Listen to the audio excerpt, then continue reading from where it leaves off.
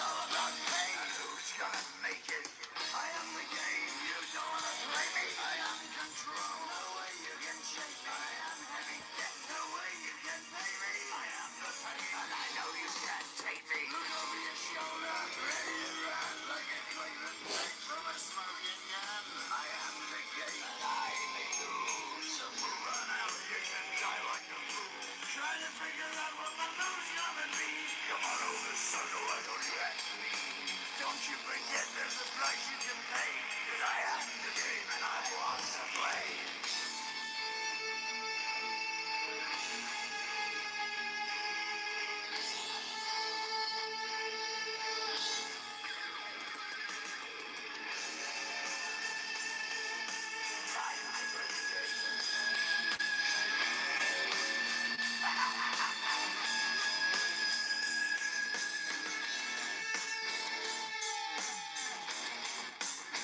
Time to play the game.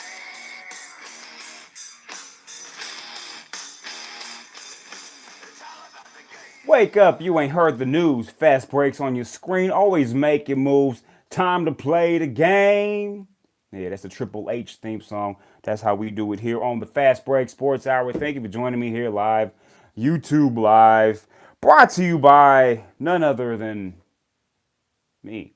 Fast Break, no sponsor, not just yet. Thank you for joining me here live Monday, November 5th, 2018. And got a lot of things to cover, a lot of things that happened yesterday in the NFL. And these quarterbacks, man, Aaron Rodgers, Tom Brady, Sunday Night Football. What better place to start than there?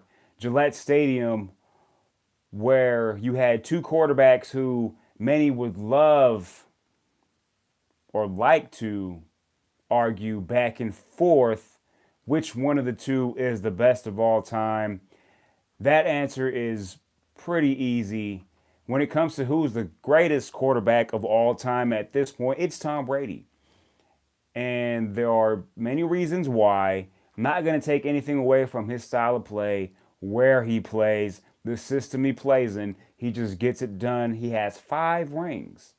So there's not much to say against Tom Brady when it comes to who the greatest of all time is. 5 Super Bowl championships is 5 Super Bowl championships. 3 losses, but still 5-3. Been there 8 times. Hey, man, you got to be in the game to win or lose. And he's there, man, almost out every other year. That's what it's looking like for Tom Brady. Every other year, at a bare minimum, Tom Brady's in the Super Bowl. But when you talk about just pure talent, and when you talk about who's the best quarterback overall right now, when you look at just style of play, the things that can be done on the field, it has to be Aaron Rodgers. Now, the 31-17 score between the New England Patriots and the Green Bay Packers yesterday would probably scream otherwise. But this is the problem here between the New England Patriots and the Green Bay Packers. This is a team issue.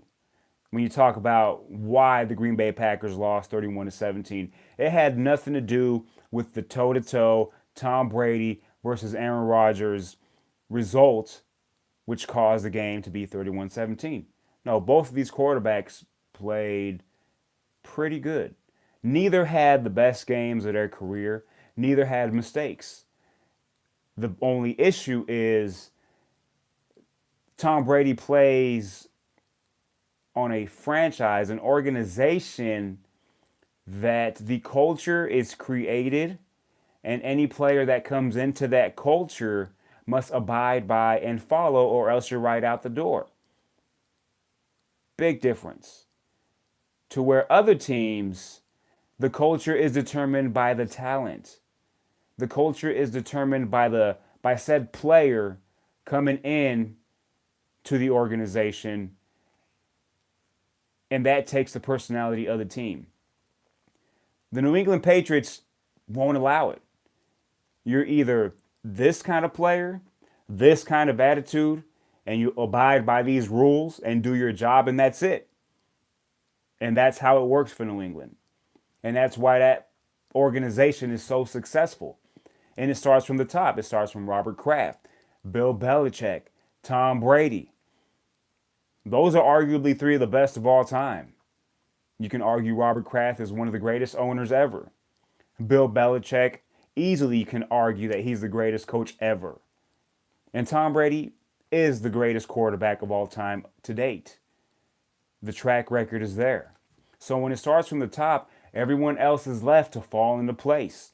It doesn't matter who you bring in, whether it's Corey Dillon in the mid 2000s, where he was a disgruntled running back for the Cincinnati Bengals, who was somewhat outspoken. That all changed with the Patriots, and he got a Super Bowl because of it. Randy Moss, same thing. Was a very outspoken player, did certain things on and off the field that you would question. But once he fell in line, once he came to the Patriots, different story. Now, he didn't get a Super Bowl. He got to a couple, but he never finished it off for one reason or another, thanks to the New York Giants, who beat them twice. But the point is, you get players like that, and Josh Gordon, the newly acquired wide receiver, another receiver who's having issues and was coming into the fold slowly but surely. And you saw yesterday the type of talent Josh Gordon is. Each game he was getting slightly better, and now you're going to get the full force Josh Gordon. And again, he just fell into place. It's the Belichick way or the highway. There is no other option. So that team is always going to win. They don't make mistakes. They hardly ever do. And they wait for the team they're playing against to shoot themselves in the foot, and they'll take advantage of it. And that's what happened yesterday when you have a 17-17 tie ball game coming down the field, getting ready to score and take the lead. And Aaron Rodgers again was having an awesome game. And Aaron Jones, who has been playing pretty good since his return from injury, fumbles the ball. Now, how is that Aaron Rodgers' fault? Same thing happened last week. Aaron Rodgers going toe-to-toe in Los Angeles against the Rams, and he gets a chance to beat the Rams, but then Ty Montgomery decides to not take a knee, come out of the end zone after kickoff, and he fumbles. Aaron Rodgers doesn't get a shot. How is that Aaron Rodgers' fault? So the narrative that, well, he lost 31-17 and he was only able to put up 17 points, that's ridiculous. Obviously, yeah, he only put up 17 points, but once it's 17-17 and you're going down the field, if you score that touchdown, had Aaron Jones not fumbled, you're looking at 24-17, totally different ball game. But that's called momentum, and that's what the Patriots do. They pounce on any momentum you give back towards them. And the momentum was on the Packers side. If you remember, they stopped the New England Patriots on the goal line, on fourth down, took over on downs. The momentum switched, it shifted there. So that's the difference between two organizations. And now let's just talk about talent-wise. The Packers, the Green Bay Packers, and you've seen this, it's been a history of it, are not willing to add decent talent around Aaron Rodgers. They're trying to put together, they go through the draft. They like building their team through the draft, and rightfully so. You'll have a little bit more stability. But when it comes to signing the big impact free agents, you can't get any for Aaron Rodgers. Aaron Rodgers is having to work with young players, young receivers, a defense that's average, an offensive line that's somewhat below average, running backs that, if Aaron Jones is healthy, I would like to say they're a little bit above average, but he's hardly ever healthy. So they're a below average run game, and now they traded Ty Montgomery to the Ravens a week prior, which really puts a dent into your running game because he brought something different from the backfield. Things like that make a difference. And not to mention them trading Clinton Dix to Washington right before the trade deadline. Now, I know the Packers weren't going to bring him back, and he was still on a rookie contract, and they weren't going to extend him, and they're just trying to get something for the player, but you're still losing talent, and you're bringing back draft picks, but how is that going to help Aaron Rodgers at this moment? They're acting like Aaron Rodgers is a 25-year-old quarterback who has all the time in the world, but all he's been doing is having to carry this team, and that's why you've seen a lot of playoff appearances for Aaron Rodgers and a lot of one and outs, or him having just the hardest time in the world to get to the NFC Championship game. And when he does, that's about as far as he can get because the talent will not let him get any further. The organization will not let him get any further. You can only carry someone so far as to when you get to a certain matchup against a team that's full force, an organization that does add players, not just through the draft, but through free agency, makes big moves at the trade deadline. It's a tall order. And some of y'all might say, well, Aaron Rodgers needs to figure it out. Well, it would be a lot more easier if the culture in Green Bay was like New England's, where it was, this is the way you play, this is how we do things, you fall in line or you don't. Do you think an Aaron Jones fumble, had he been playing for the Patriots, been taken lightly with the score 17-17? He probably wouldn't see the field the rest of the year.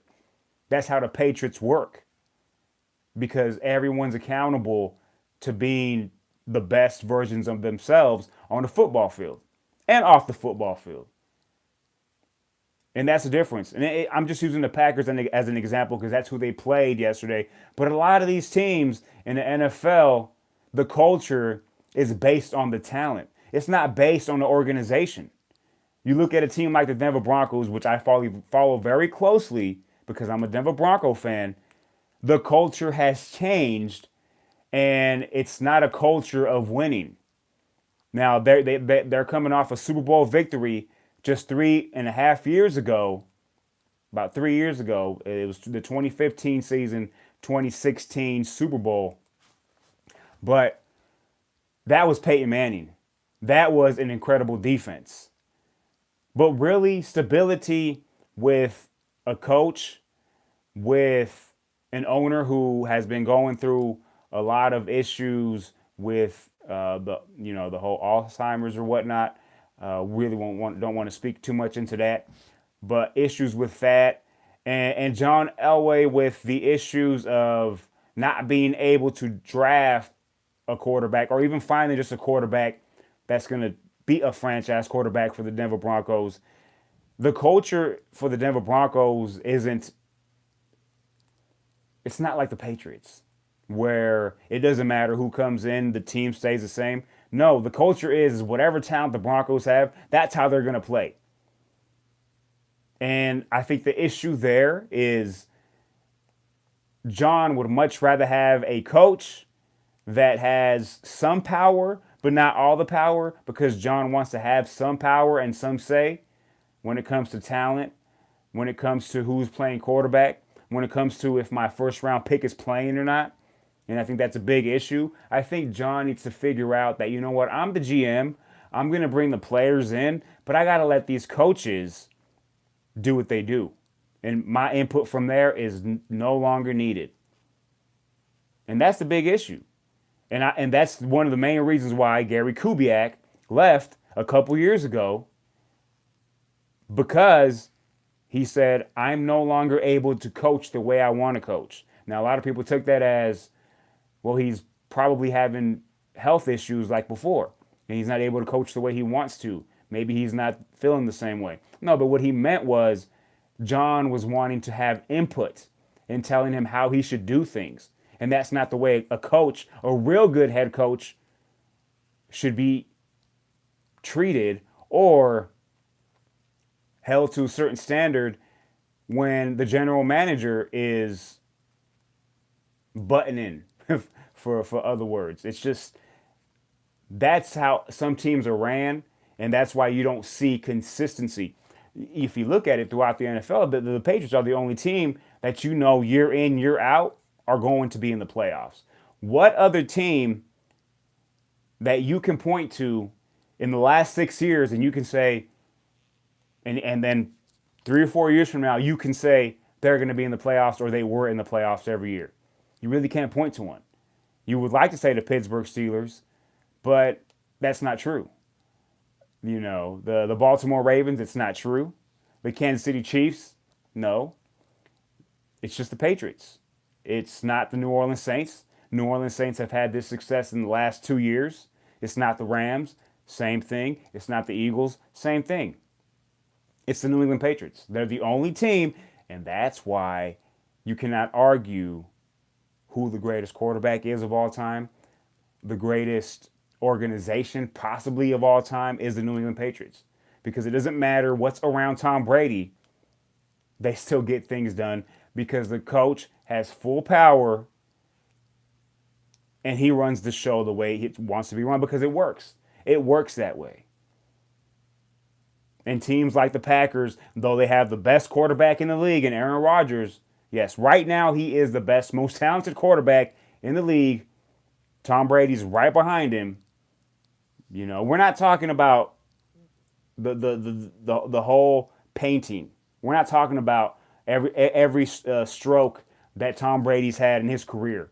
That's a masterpiece. You cannot mess with that. But at this moment, at this point, at this juncture, the colors Aaron Rodgers uses a little bit brighter than Tom Brady. Not much, but a little bit brighter. Drew Brees, right there, but they're not Aaron Rodgers. But Aaron Rodgers doesn't produce the victories because of everything that's around him, because of the culture, because of the organization. I tell you what, if you're able to put Aaron Rodgers and substitute him for Tom Brady and let Aaron Rodgers be a New England Patriot from day one, come on, man. Let's be real with it. Do they fall back at all? Do they have any less Super Bowls? I could argue they might have more Super Bowls. I could argue that they beat the Eagles if Aaron Rodgers is the quarterback. I can argue they beat the Giants at least once if Aaron Rodgers is the quarterback. Because you got a mobile quarterback. What was the difference in those games? Pressure. Aaron Rodgers used to pressure. He could move around. He could make any throw. That's the only way you'll ever be able to measure it, which you'll never be able to do because it's not possible. It's like the whole arguments, who's the greatest of all time in any sport. You can't do it because you're trying to blend in eras. At the end of the day, the Patriots get the victory. The Patriots are going to be there in the end, no less than the AFC Championship appearance. And the Packers will be fighting for a wild card berth if given that opportunity. And it'll all be because of Aaron Rodgers and what he does and what he puts on his back. That's just the facts. Because the organization isn't doing him any other favors. But that was a good game until that fumble, and the Packers were playing catch up after that, and it just it's one of those things where I will not be surprised. And if I were Aaron Rodgers, man, I'd be begging to go somewhere else. It's one of those things that I will not be surprised that if not this offseason, the next offseason, if things remain the same, he's not going to be a Green Bay Packer anymore.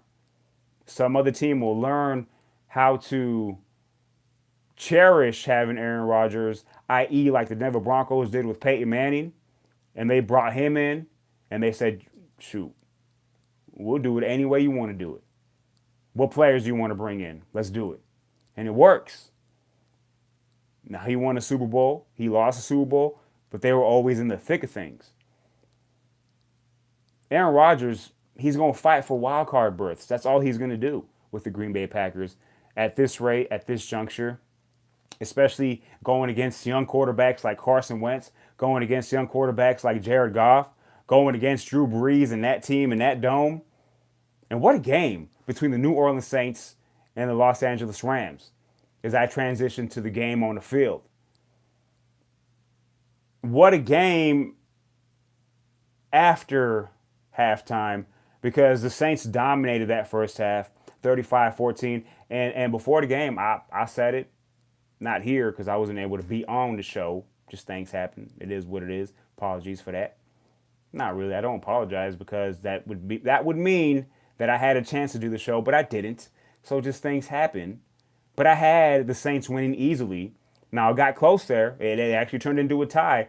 Give credit to the Rams for fighting back in that dome 35-35 after being down 35-14 at half. That was the game. And then Michael Thomas, 38-35, over the top, Marcus Peters, he's just not a good cornerback. He makes big plays, but he can't cover. The reason why he makes big plays is because he takes chances. He has to take chances because that's the only way he makes plays. But when it comes to just being a steady cornerback, he's not that. And they proved that yesterday. Michael Thomas with over 200 yards receiving on 12 receptions and that long touchdown pass, which produced the highlight of the year when we talk about celebrations, with him going to the goalpost, getting out the cell phone like Joe Horn did back in the day with a flip phone and calling everybody, calling the man. He's doing like Shannon Sharp. He's like, yo, I'm burning the secondary. Y'all got to bring the firefighters down here because it's hot. I just burned these guys. Marcus Peters on fire because I burnt him, you know. And that's what Michael Thomas did. That's what Drew Brees did. Alvin Kamara, 3 touchdowns. They're going to meet again. Now, the big thing is, are they going to play in New Orleans or is the game going to be in Los Angeles? Either way, I don't think it's a difference. I had the Saints going to the Super Bowl, and it's looking that way. I don't see anything different than that.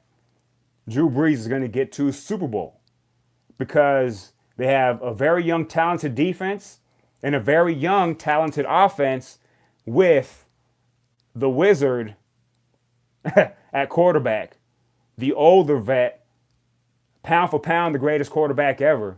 Now, I'm throwing around the greatest quarterback ever a lot, but listen to what I'm saying. Pound for pound, Drew Brees is the greatest quarterback ever.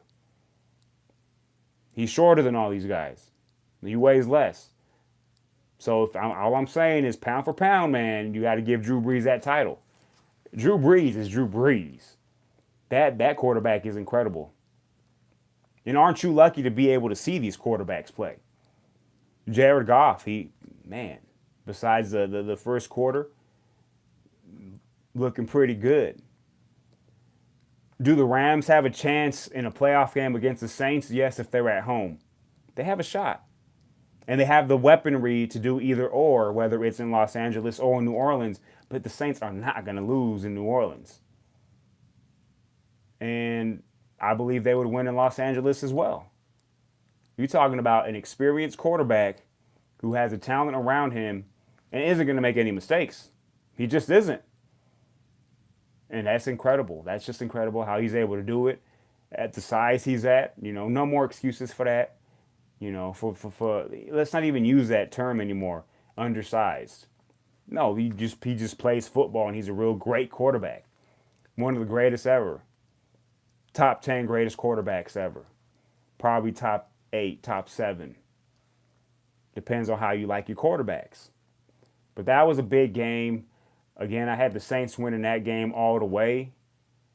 And it was looking like a laugher. The Rams made it into a better game. I think, though the Rams have the firepower for it, I think in the future, if they do meet up in the playoffs, I think they would much rather go the Todd Gurley route and slow the game down. Because if you try to go blow for blow, and man, that's just 2 offensive coaches that will try to outduel each other in McVay and Sean Payton. It doesn't get any better than that when you talk about coaches attached to the quarterback's hip and just being little nuances they have on offense. That's the type of offense you want to see.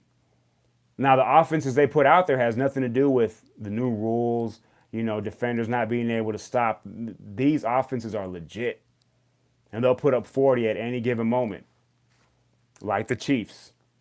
Like the Patriots. Pittsburgh Steelers, that's a hit or miss. I'm still not sold on Pittsburgh.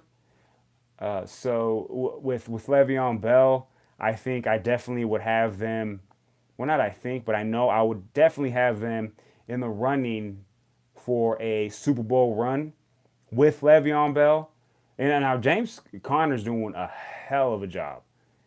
And many will argue that he's doing more than what a Le'Veon Bell would have done on average. If you just look at his average output at this point of the season, James Conner's done slightly more. But it's a different impact. When you're a defender and you see James Conner in the backfield, yeah, you have to respect it, but it's not as daunting of a task as to when you see a Le'Veon Bell back there, Master Chief. That's a whole different ballgame. It's just the presence of Le'Veon Bell changes everything. Because though James Conner can catch the ball out the backfield and run the ball, obviously, Le'Veon Bell arguably is better than a lot of number 2 receivers in this league. That's just, hey, to me, that's a fact. And you might argue he's better than some number 1s. Maybe 1 or 2, but that's what Le'Veon Bell brings to the table. I think that's a big difference. Do they need Le'Veon Bell? I don't think they need him. But if you want to take them seriously as a Super Bowl contender, he makes a difference. Will the amount of games they win change in the regular season? No. I think the amount of games they win in the regular season is going to be the same. Whether it's 10 wins, maybe 11, with or without Le'Veon Bell. But everything changes in the playoffs. That's where the presence will be felt. And, not taking anything away from the Pittsburgh Steelers, but great win yesterday in Baltimore. When Baltimore needed that game, Pittsburgh came out on top. In Baltimore, which dropped Baltimore to 4-5. On the outside looking in now. They're 1.5 games out of the wild card race with that loss, home loss. That's a bad loss for the Ravens. And now they're kind of scratching their heads as to what kind of team they are. I'm doing the same thing. But I was a big heartfelt win for the Pittsburgh Steelers. I say heartfelt because they're a team that likes to put up points and be flashy, but they grinded that game out yesterday. And it's usually like that when you talk about Ravens and Pittsburgh. It's always a one-score game, and it was yesterday. But just Baltimore struggled. And give credit to the Pittsburgh Steelers defense, which I think is average at best. And that's the reason why I don't think they have a shot against a New England or a Kansas City in the playoffs. And not just them, you could throw the Chargers in there. I think they would struggle with those teams. The Chiefs, because right now they have the best quarterback in football when it just comes to just incredible play. The Patriots, obviously, because they're just, man, they're the Patriots. They do everything right. And the Chargers have an explosive offense, not as explosive as the Kansas City Chiefs, but they got a way better defense. Way better defense. And once they get Joey Bosa full force back in the fold, that's going to be a big difference as well. Good football on both sides of the conference when you talk about the top 3 or 4 teams. Like, you got real good 3 or 4 teams on each side. Spots 5 and 6 are kind of iffy. A lot of teams can get that 5th and 6th spot. You look at the AFC. Again, you have the Chiefs. You got the Patriots. You got Pittsburgh. You got the Chargers. Those are your 4 right now. Yeah, the Bengals are 5 and 3, but nah. that you cannot sit here and tell me that the Bengals are an AFC championship team. When you can say that, then you're legit. You don't even have to say Super Bowl team. But if you can get to your conference finals, which is the AFC or NFC championship game, which means you're in the final 4, then you can take these teams seriously. Can you see Pittsburgh in that game? Yes, you can. Can you see LA in that game? Yes, you can. Chargers. Can you see New England? Obviously. And the Kansas City Chiefs? Yes, you can. Unless they lose another playoff game at home, which they've done, in the last 5 or 6 times at home, which is incredible. So they're going to have that, because I'm pretty sure they're going to have a home playoff game unless the Chargers just come back and beat them and the Chargers just go on a run. Because the Chargers are 6 and 2. The Chiefs are 8 and 1, but the Chargers are 6 and 2. Just right there. right there behind the Chiefs, keeping pace. That team the Chiefs played in week 1 against the Chargers, where they dominated the Chargers, that's a whole different ballgame. Week 1 doesn't matter anymore. Look at the Saints. The only loss of the season was in week 1, where they got, man, it wasn't a blowout, but when you lose 48-40 to Ryan Fitzpatrick, that's a bad loss. But it doesn't mean anything. They're 7-1 now. They've won 7 in a row. They just beat the Rams. They beat Minnesota last week in Minnesota. So they're winning big games. They've won in Atlanta. You look at the NFC, you got the same thing. You got the Saints up there. You have the Los Angeles Rams, who, yes, they lost yesterday for the first time, but they're up there. And to me, the third team is the Carolina Panthers. That team's been incredible. They're 6-2.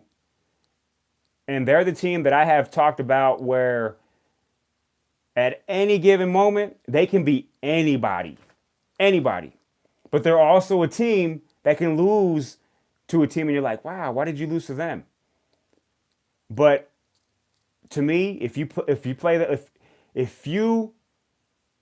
them up against the Patriots on any given Sunday, they can beat the Patriots. You put them up against the Chiefs, they can beat the Chiefs. You put them up against the Saints or the Rams, they can beat those teams. Because Cam Newton's that good when he's on his game. Christian McCaffrey is that good when he's on his game. And they got a lot of weapons on the outside. Young weapons, but they got weapons. With Funchess being the most, I would say, reliable because he's been there longer. But now DJ Moore's coming into the fold. Curtis Samuel, he's one of them gadget players. He's one of those guys like he's a somewhat of a lesser version of a Tyreek Hill, where he can take a jet sweep and take it to the house, or he can take a short pass and take it to the house. And he's been back in the fold here in the last 3 weeks. He was injured previously. They have talent, and not to mention the wily vet Greg Olsen, who had a wonderful one-handed touchdown catch yesterday. That was awesome to see. And they got the vets on defense. Man, they still got Thomas Davis. They still got Luke Kuechly running things. And it's showing you the acquisition of Eric Reed in the safety position. That was a big one because he's playing real good football. And they got him because he plays football and he's real good at it. No other reason. If y'all know what I'm talking about. But the Panthers, man, and here we go. Here we go on Thursday. Thursday Night Football after having that bull sugar game last week with the 49ers and their 8th string quarterback tearing up the Oakland, soon-to-be Las Vegas Raiders. And Derek Carr, who is pretty soon going to jump in his car and go to a different city. They should have just traded him. They should have traded Derek Carr at the trade deadline. Probably would have got a little bit more than when you're going to try to trade him in the offseason. They don't want Derek Carr. And Derek Carr doesn't want to be there anymore. Let's just call it what it is. Is Derek Carr a good quarterback? Yes, but not there. How good can he be? Depends on his mindset. But he would be a good quarterback on a team that has decent talent that's willing to give him a shot. Just depends. Depends on a lot of things have to fall in Derek Carr's favor. But him staying as an Oakland Raider is not going to work. It's not going to work. But Thursday Night Football, as I was saying, gets a badass matchup. A badass matchup with the Pittsburgh Steelers and the Carolina Panthers. Good job. That's a hell of a game. I got to work that day. I don't want to work, but I have to. Because that's a badass game. Those are teams. It won't happen, but it's one of those games you can say, well, can you see these teams playing in the Super Bowl? You can if Pittsburgh forces Le'Veon Bell to come back. I just don't think Pittsburgh can beat New England in New England. Can they beat Kansas City in Kansas City? Probably not, but I would buy that a little bit more than New England. They can't beat New England anywhere. That is one of those matchups that it doesn't matter who's on your team. When the Pittsburgh Steelers face the Patriots in a game that matters, they don't ever beat the Patriots. That's just how it goes. But big game nonetheless. Pittsburgh Steelers and the Panthers on Thursday. But hey, let's pump the brakes here a little bit. There's a pretty decent game tonight where the loser of this game, to me personally, is going to be out and going to get pitchforked. And before I get to this game, let's bring out the pitchforks. Because I said it. I gave you guys a list of teams that if they lose on Sunday or Monday, we're going to get pitchforked, which means they're done. It's over. It's time to worry about next year. Get rid of the coaches. Think about where you're going to draft. And 3 teams lost yesterday that I said if they were going to lose, they'd be pitchforked. And that's very upsetting because one of those teams is my team, unfortunately. And the way they lost was just horrible. That coach needs to be fired yesterday. And I'm talking about the Denver Broncos and Vance Joseph. Time management, clock management, everything. Vance Joseph gets an F plus. It's just ridiculous. I don't get it. When I know what they should do better than he does, that really upsets me. Because there is no way in hell should I know more than the coach of the Denver Broncos. But I do. I know more than the coach of the Denver Broncos. I'm sorry. And that's sad. I probably can't teach a cornerback technique or how to set up a zone blitz. I definitely don't. I know what it looks like, but I don't know how to teach it. But I know when to kick a field goal. I know when not to kick a field goal. I know when I can get closer to make a better, to have a better chance to make a game-winning field goal. And I know when to sit on the ball. He doesn't know none of that. First half, you're down by 3. Quarterback gets sacked. It's 4th down. There's 21 seconds on the clock. And you can either punt and pin them down their goal line and have them kneel down, and that's it. That's halftime. Or you can try a 62-yard field goal, and if you miss it, the opposing team, the Texans, only have to go about 10, 15 yards to kick a field goal, and now you're up 16-10. Or in the Broncos' case, you're down 16-10. Okay, so he kicks the field goal. A 62-yard field goal, because he makes them all the time, right? No, he's never made more than a 57-yard field goal. So what makes you think he's going to make a 62-yard field goal? He misses it, and the Texans get a couple first downs and kick a field goal. And not only that, he missed the field goal, but Vance Joseph called the timeout, so they have to kick another field goal. And he made that one. Vance Joseph doesn't know what he's doing. He doesn't know. He's making all the wrong decisions. So now you're down 16-10 instead of 13-10. So that's 3 points you gave them. You gave them 3 points. You lost by 2. Do the math. And then 4th quarter, I'm upset. 4th freaking quarter, you convert on 4th and 8, and you get to the 37-yard line. And then you convert a 5-yard pass to the tight end. Now you're at the 32-yard line. And you're looking at 2nd and 6, I believe. And 2nd and 6 was like 33 seconds. And you have a timeout. So you had the ball at the 32-yard line, and you have a timeout. You could say, you know what? We can either clock it here, spike it, and now it's 3rd and 6. Or whatever it was. I don't know if it was 3rd and 5 or 3rd and 6 or 3rd and 7, something like that. But it was 3rd and reasonable. Had it been done that way. So now you clock it and you got 30 seconds. Hey, let's throw a pass. Another 5-yard pass. You do that, now you're kicking a 44, 45-yard field goal. But instead, you do nothing. You let the clock run down. And then you run it up the middle and you lose a yard. And now you call timeout with 3 seconds. And you're excited because you know what?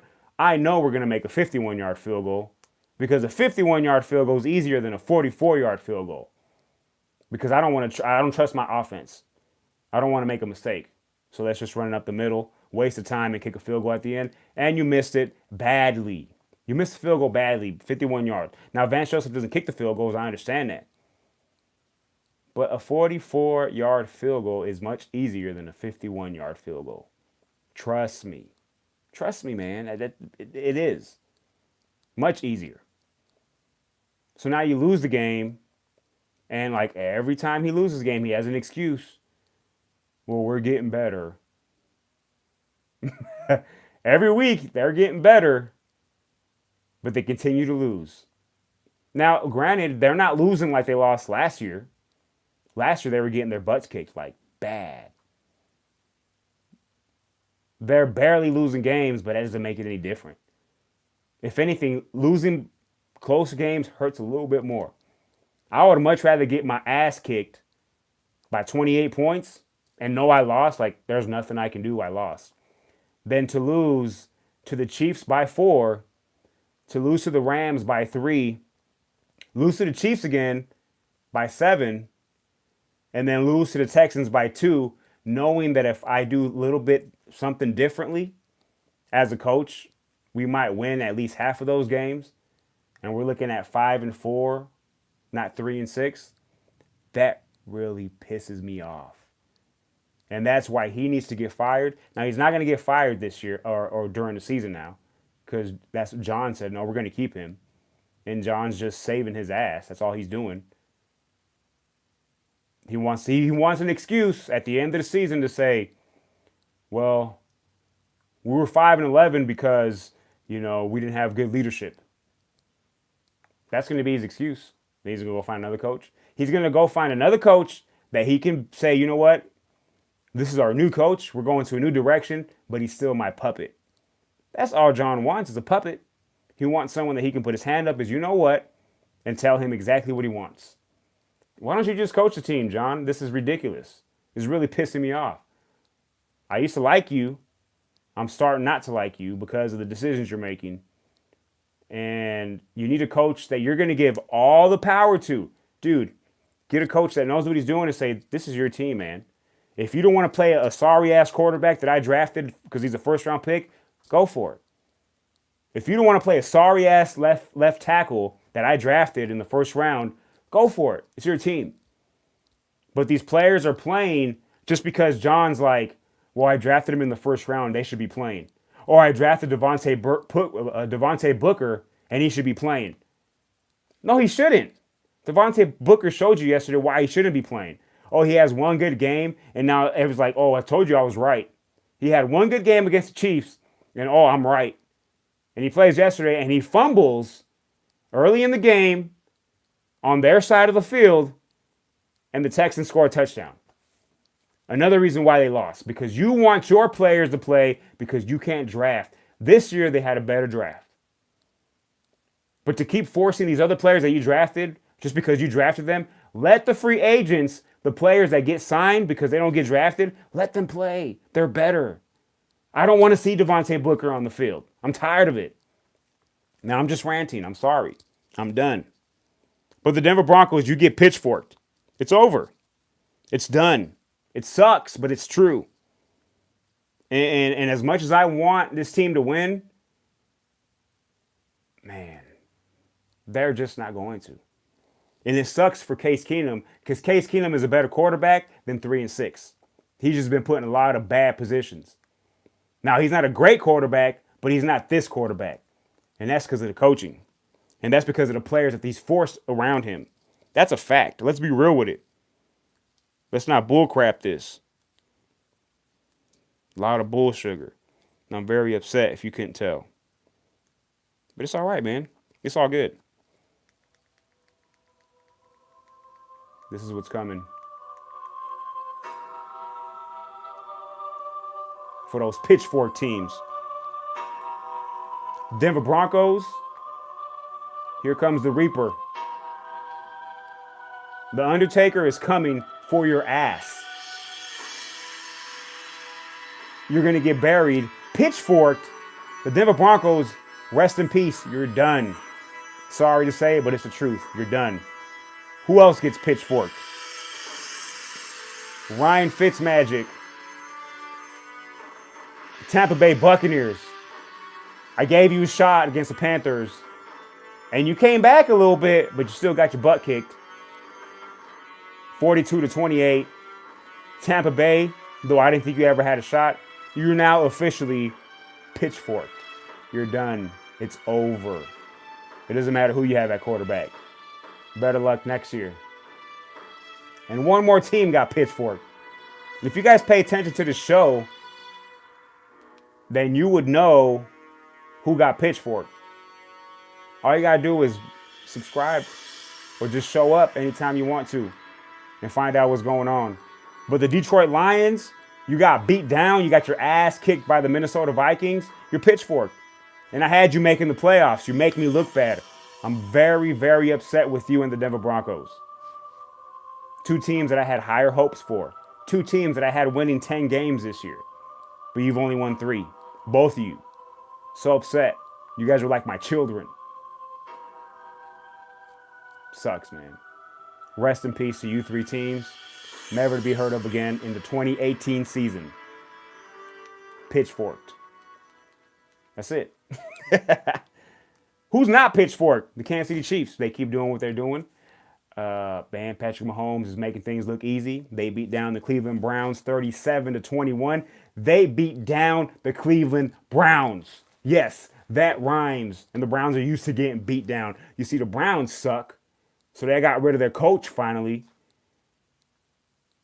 Vance Joseph, man, you are one lucky son of a gun. I'm telling you this. It's going to happen at the end of the season. If you do not get... Look, I don't want anyone to lose their job. I understand that's how you feed your family. I understand the millions of dollars that you've been paid is not enough. You need another one. I get it. Get everything that you deserve. Go get it. Hey, if you want to be, go do all that stuff. Don't let no one tell you can't do that. If he can be a head coach, you can be a head coach. I'm looking at you. And this whole thing when they say you can be the president, you can be the president. But you could definitely be a coach for the Denver Broncos. As long as you let John Elway put his hand up your you know what. If Vance Joseph is the coach next year for the Denver Broncos, he's got to have some sort of horseshoe up his you know what. Be that lucky to be the coach for 3 years for the Denver Broncos. Maybe you might be saying, well, what do they do? What should the Broncos do if they fire him? What's the answer? There's no answer, but you just let somebody else coach the team.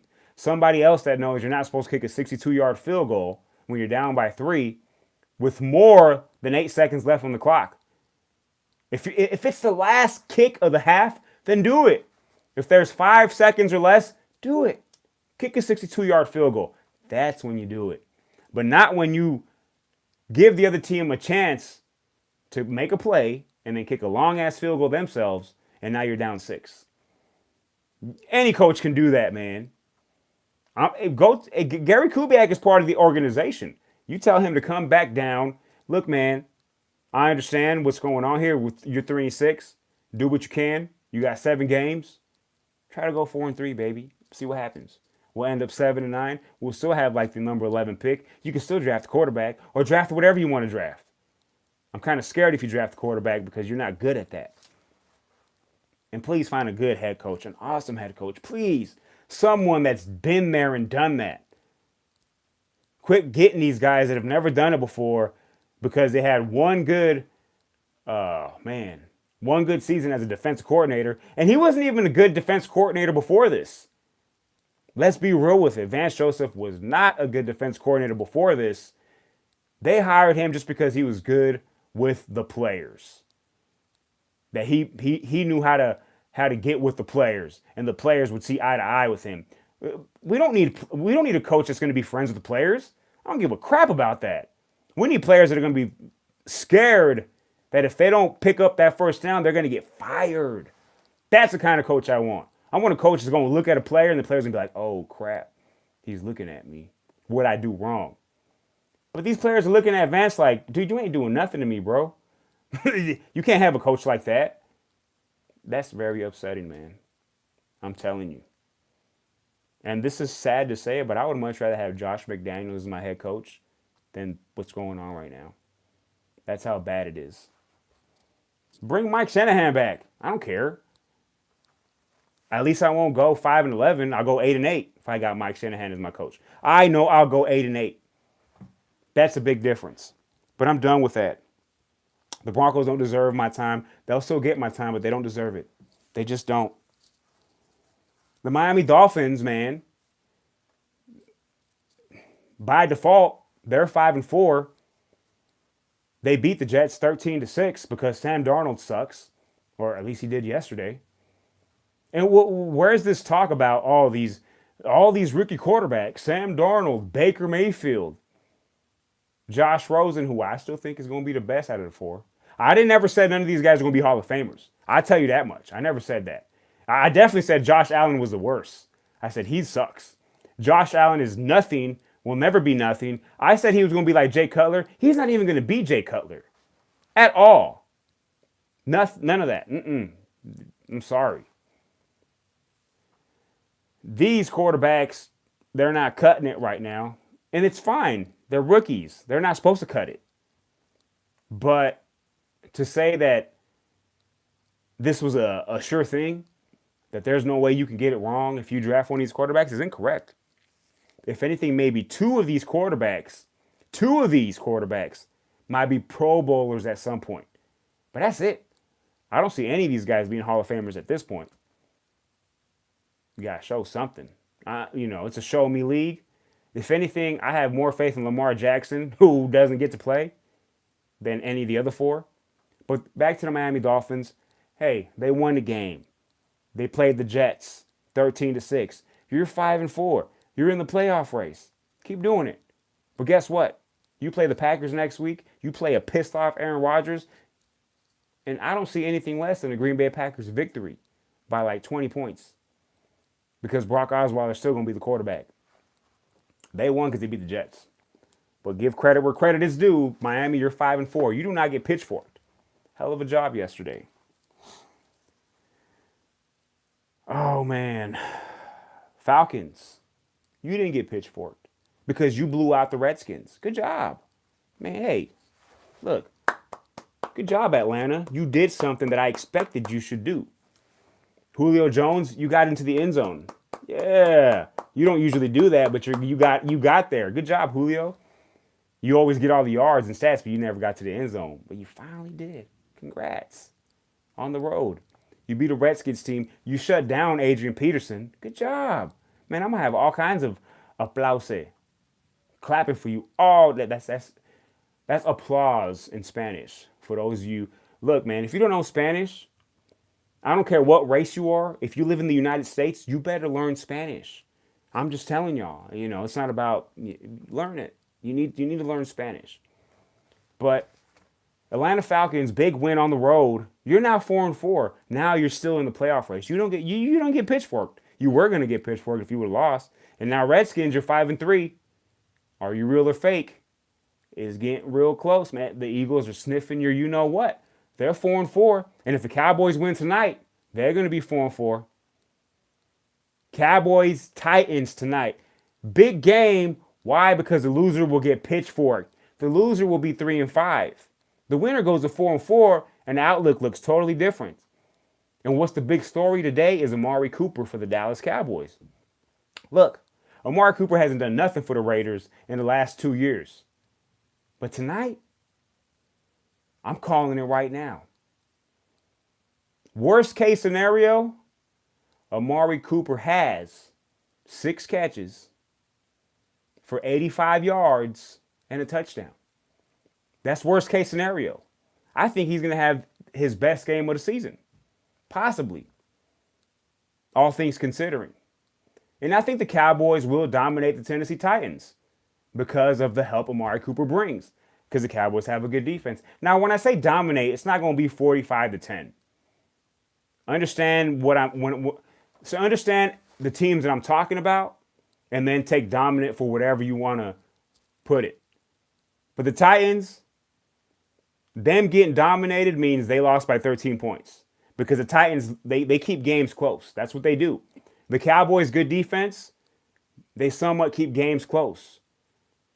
Besides the game where they blew out the Jacksonville Jaguars 40-7.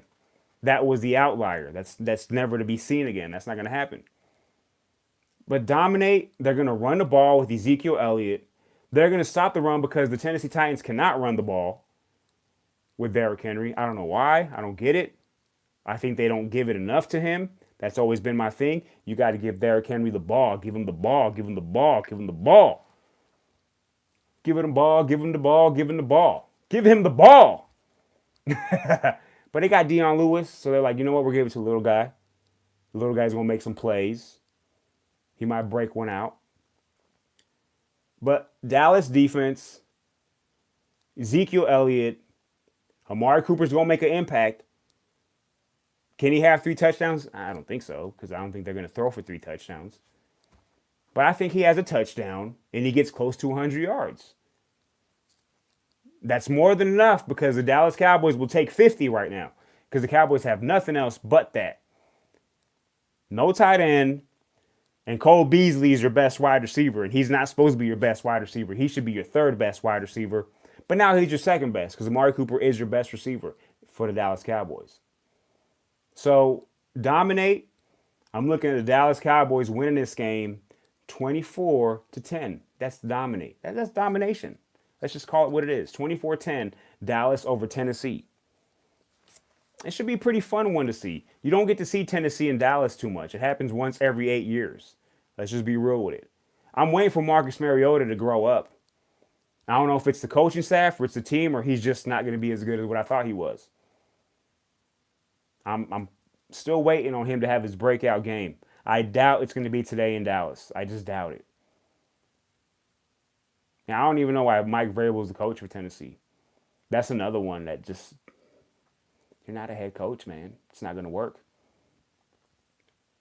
You come from the New England family tree. It doesn't work. Just look at it. It didn't work for Romeo Crennel. He was a bad coach in the NFL. Charlie Weiss, bad coach in the NFL. Just being real with it. Josh McDaniels, horrendous coach in the NFL. Except for his first... Man, the dude... He won his first 5 games with the Broncos. I think he went 6-0 the first year. And then he sucked after... Yeah, he was 6-0. And they didn't make the playoffs that year. That's how bad of a coach he is. They had Kyle Orton. And now Mike Vrabel is the next coach of the New England Patriots family tree that's... Not going. I'm sorry. That's just not going to work. That's just what my crystal ball says. I'm just telling you what it is. Dallas Cowboys will win 24-10. Let me give props to the Chicago Bears, man. Not because they beat the Bills, because Alabama can beat the Bills. The Bills suck. I had this little joke that my son, I could put him on any defense that's playing against the Bills, and that defense will still dominate the Bills. And my son doesn't play football. He plays Fortnite, and he's good at it. He plays the saxophone, and he's good at it, but he doesn't play football, which is fine. It's great. I want him to do whatever he wants to do in life. More power to him. Lift him up. That's what y'all should do. Whatever your kids want to do, let them do it, and tell them they're great at it. That's it. Back your kids' decisions, except them doing bad things. Don't back that. They shouldn't be doing that anyways. But I can put him on any defense that's going against the Buffalo Bills, and they will dominate the Bills because the Bills suck. They're horrible. Their quarterbacks, they got the 3 worst quarterbacks in the NFL, ratings-wise. Josh Allen, Derek Anderson, and Nathan Peterman, man. Nathan Peterman, anytime he takes the field, the over-under for interceptions in the game is 4 or 5. And a lot of people will pick the over if he plays 4 quarters. Man. And the Bears dominated 41-9. They scored like 80 touchdowns on defense. Hell of a job for the Chicago Bears. But the reason why I want to give them props is because they're 5-3 and they lead the division. And I've been saying before the season, I said, they're a team that is slowly going to get better. That they weren't going to be in the playoffs this year. That next year, they'd be a playoff team. but they're starting to prove me wrong. I wouldn't even say wrong. They're just growing faster than what I thought. You know? Unlike my beard, they're growing faster than what I thought. Well, I don't even know if I could call this a beard. It's not a beard. This is just like just dark patches in different areas. But that's a different story. Chicago Bears, man. And because of it, they've been flexed into a Sunday night football game 2 weeks from now, week 11, where it was previously the Jacksonville Jaguars going against Pittsburgh Steelers. That was a Sunday night football game for week 11, but they said, Jacksonville, you're no good. We have to take you out of Sunday night football, and we're going to put Mitchell Trubisky against Kirk Cousins, who's playing pretty good for the Minnesota Vikings, and you have the Bears going against the Vikings. That game's going to be for first place more than likely. Good job, Sunday night football. Good job by not just saying, well, let's go look for the Cowboys and put the Cowboys here. Because they want all the Cowboy games Sunday night football. Like next week, you're going to see the Cowboys and the Eagles on Sunday night football. 2 4-4 teams because the Cowboys are going to win tonight. All right, not bad. I'll watch it. I'm not going to watch all the games. I watched the Raiders and the 49ers when I was able to. I was working. I work on Thursdays. Hey, man, it's just what happens. But when I had a chance, I was watching because I watch football. That's what I like it, man. I'm not a scout. I don't do none of that. Like, I'm not going to tell you what their 40 times are. I don't do none of that. But when I'm watching the game, I know what's going on and I know what's going to happen. Well, not what's going to happen, but I have an idea. But Bears, good job, man. Hey, you're doing it a little bit faster. If every fan's team would do that, you know how happy we would be? Like me as a Bronco fan? Man, I know that if we get a quarterback next year in the draft, we're not going to go to the playoffs. But you know how happy I would be if we did? That's what the Bears fans are going through right now. Now, Mitchell Trubisky is not a rookie whatsoever. And he's playing pretty good. Not as good as Deshaun Watson and Patrick Mahomes, who you probably should have drafted because you drafted Trubisky number 2. But Deshaun Watson, I believe, went number 11 or 12. And Patrick Mahomes went in that same area, number 10. You could have had one of those guys, Chicago. But it's all right. Trubisky's not bad. Not bad whatsoever. He's just the third best in that group. And good for him. Maybe it's good that he's not those two guys. Let them have all the pressure. Mitch is like, you know what? As long as my defense plays good, I'm good to go. And I don't make any mistakes. I can run around a little bit.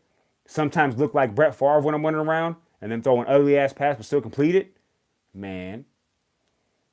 Chicago Bears, man. Hey, Chicago Bears fans, y'all should be jumping for joy. You're 5-3. You're not supposed to be 5-3. Not this year. Next year, maybe. But it came a little bit early. Congratulations. I'm happy for you. It's happening. So, yeah, that's all I got for NFL for now. Baseball-wise, Kershaw, man, he re-ups with the Dodgers. You know how we do. Clayton Kershaw was like, you know what? Give me a couple of days to think about it. They said, you know what? We'll give you 3 years, $93 million. Do not think about it. He's like, I won't think about it. I'm a Dodger. And there's no other way it should be. Clayton Kershaw, look, we all understand that we all come from someplace. We're all born in one spot, right? Like me, I was born in Phoenix, Arizona. I was born in this area. Okay? And if I played sports, let's just say basketball, because that's the only team I like in this state, the Phoenix Suns. Let's say I was a basketball player in the NBA, and I got drafted by the Charlotte Hornets. All right? And I was pretty good. I'm a badass point guard for the Charlotte Hornets. And then I'm getting a little bit older, but I'm still damn good. And my contract's about to end. And I'm like, man, once I'm a free agent, I'm going to go play for the Suns. I understand it. But then if your team that you've been with your whole career says, you know what? we've been pretty good, and you've been the face of our team. Just finish it off here, man. And we're going to put a lot more money on top of your cake, man. Just right there. It's for you. Then I probably say, you know what? You're right. I can go home whenever I want to go home. You know what I'm saying? But I'm going to stay with you. This is a relationship. Clayton Kershaw and the Dodgers is a relationship, man. 3 more years, 93 million. Let's do it. He's not going to be the number one anymore. That's a damn good number 2. I mean, you can tell him you're the number 1, but Walker Buehler is the number 1. Let's be real with him. Let's not twist things around here. And that's great. Shoot. For the Dodgers. For baseball. Man, just a guy that stays with his team his whole career. You don't see that in any of the sports that often anymore. But when you do see it, it's special. Peyton Manning didn't even stay with the Colts, man. That's ridiculous. Thank God he didn't, right? Because we all got a Super Bowl because of it. Thank you, Peyton. And I looked over here because I shaked the shirt and the shirt moved and it kind of scared me, but I did it. That's my fault. Basketball, man, it's still early. There's a lot of talk about the LA Lakers wanting to get rid of Bill Walton or Luke Walton and Bill Walton because Bill Walton talks too much. But Luke Walton, the coach, because they're just not adapting. It's freaking early, man. They've only played 12 games and you want him to be, what, 12-0? It takes time. You got LeBron James. You got new players on your team. They all have to learn how LeBron plays. Quit trying to look for an excuse. Just say, you know what? We don't like Luke Walton. We're going to get a different coach. That's it. But don't make any excuses and say, well, it just doesn't seem like it's working. And we're only 4-6 or whatever their record is. I think they're 4-5. Come on. Let it work. Look, give it time. Holy crap, man. Y'all worse than marriages nowadays in the United States. Where it's like, man, we get married too fast. And then 2 weeks later, it's like it's not working out. It didn't work out because you didn't live with the person beforehand. You got to live with that person a little bit. Find out how much you know what stinks. That's when you figure it out. Give it time, man. Don't let Luke walk. Give him at least 30 games. And after 30 games, they're 12-18, then get rid of him. You can still salvage a season. But after 30 games, if he's 16-14, just let it stay. The Lakers aren't a number 1 team in the conference anyways. They're going to be somewhere between 7-6 and 5 best case scenario. I predicted them 4, but I see how it takes time now because I thought LeBron James was like that. But if you look back, his first year with the Heat, they were all right. Yeah, they got to the finals, but their record wasn't all that. I believe they won 53 games that year. They lost 29 with D. Wade and Bosh. And same thing with the Cavs. Yeah, they got to the finals, but their record wasn't all that. So Lakers with LeBron, hey, man, they're probably going to be like 46-36. Still a playoff spot for them.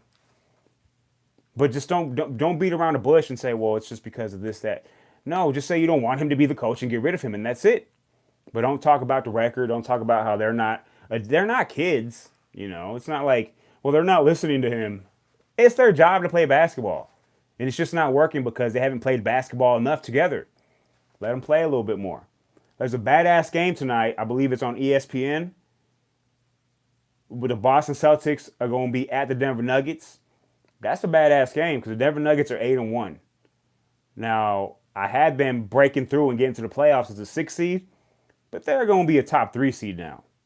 You can put that down in marker, in Sharpie marker. The Nuggets are going to be a top 3 seed in the West, barring injuries, because obviously someone gets hurt, that changes.